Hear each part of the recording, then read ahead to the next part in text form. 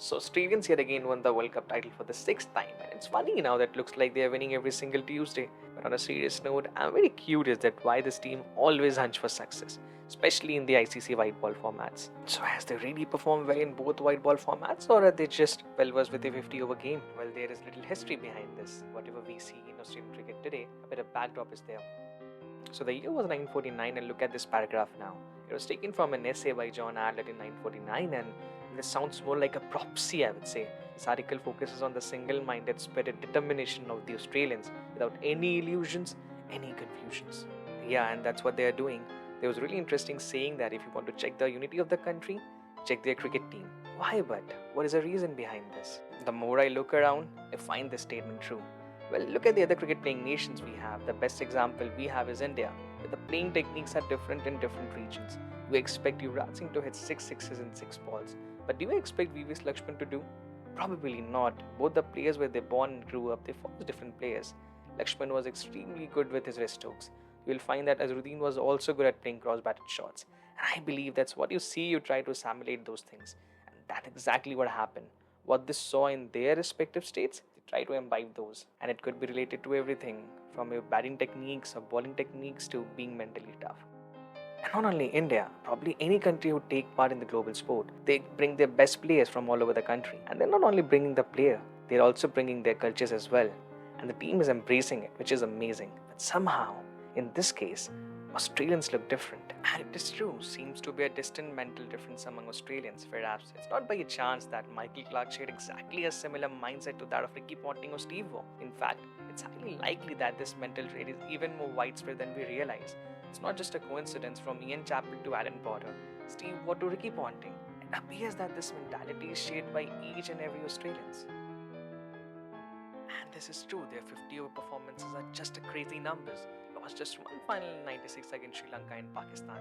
And after that, they not only just qualified for the knockouts, they actually convert those knockouts into more wins. Take example of 99 in England, take example of 2003 in South Africa, 2007 in West Indies, take example of famous Ricky Ponting's knock in 2003 finals against India, or Gilchrist inning in 2007 against Sri Lanka in West Indies. One thing, one demand you will find common in their knocks till the last ball, they create that one senior player who will play with that attacking mindset without taking any baggage. It's just a simple decoding now. When it comes to 50-over format, Australia have been dominant force in the world cricket.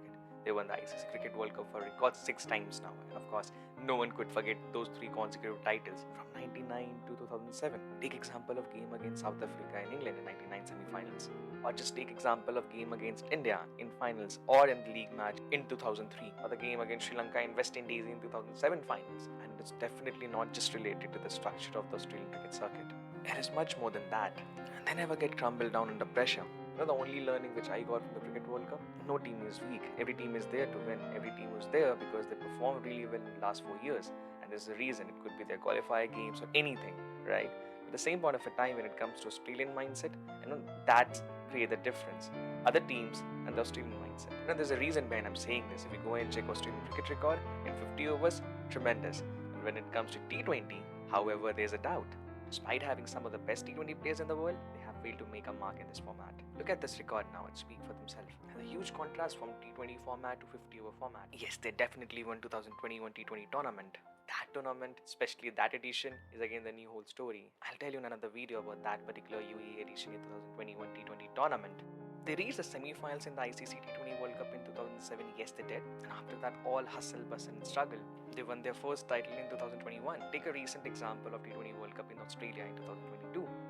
If you remember the first match against New Zealand, they got bundled down around 110 runs. Or the match against Afghanistan where Rashid Khan played a magical innings. So overall, we definitely see a pressure when it comes to T20 World Cups or T20 in general. With 50-over World Cup being the pinnacle of their cricket team, they normally prioritize that format over T20 cricket. However, this fickle format, by the way, I'm not taking anything from Australia.